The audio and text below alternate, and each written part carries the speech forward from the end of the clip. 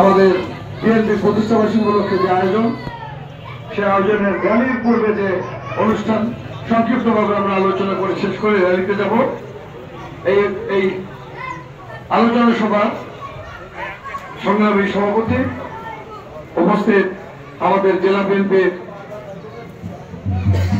নেতা এবং আমাদের সকলের শ্রদ্ধেয় মাগুরা জেলা বিএনপি বাংলাদেশের যে মহিলারে পরিণত হয়েছে, বাংলাদেশের সর্বশ্রেষ্ঠ গণতান্ত্রিক দলে রূপান্তরিত হয়েছে বিএনপি। সেই বিএনপিকে অবশ্যই আগেকার মতো চিন্তা করলে হবে না। গুরুত্বপূর্ণ নেতা জিয়া হলের সভাপতি এবং কেন্দ্রীয় ভাইস প্রেসিডেন্ট, পরবর্তীতে যুব দলের নেতা, অন্যতম নীতি নির্ধারক জনাব আলমগীর হোসেন সোহান উপস্থিত আছেন। ছাত্র দলের মাগুরা জেলা শাখার সাবেক সংগ্রামী সভাপতি এবং বর্তমান জেলা বিএনপির অন্যতম সদস্য জনাব নাজমুল হোসেন লিটন উপস্থিত রয়েছেন। শ্রীপুরের মহিলা নেত্রী শাহনাজের হ্যাপি উপস্থিত রয়েছেন।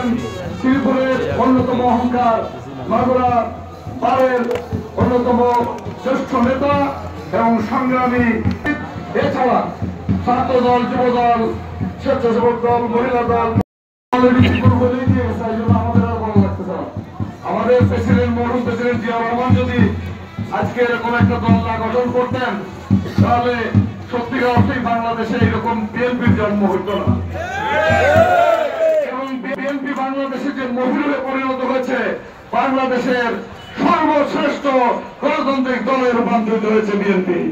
সেই বিএনপিকে অবশ্যই আগেকার মতো চিন্তা করলে হবে না। তাই আপনাদের জানাই, আমাদের সংগ্রামী ভারপ্রাপ্ত মহাসচিব, ভারপ্রাপ্ত চেয়ারম্যান জনাব তারেক রহমান যে ডাক দিয়েছেন ঐক্যের আহ্বান, সেই ঐক্য আপনাদের ধরে রাখতে হবে। আগামী দিনে যে কোনো মূল্যের বিনিময়ে এই ঐক্যের কোনো বিকল্প নেই। আমরা সবাই একসাথে হয়ে যে কোনো ধরনের ফাঁসিবাদ আর নতুন সৃষ্টি হতে দেব না। এই অঙ্গীকার হোক আজকের র্যালির পূর্বে। আমরা সবাই ঐক্যবদ্ধ থাকবো। এই অঙ্গীকারের আহ্বান জানিয়ে সবার সুস্বাস্থ্য মঙ্গল কামনা করে আগামী দিনে নির্বাচনী লড়াইয়ে দল যেভাবে নির্দেশনা দেয়, সেই নির্দেশনার অপেক্ষায় থাকার আহ্বান জানিয়ে আমার বক্তব্য শেষ করছি।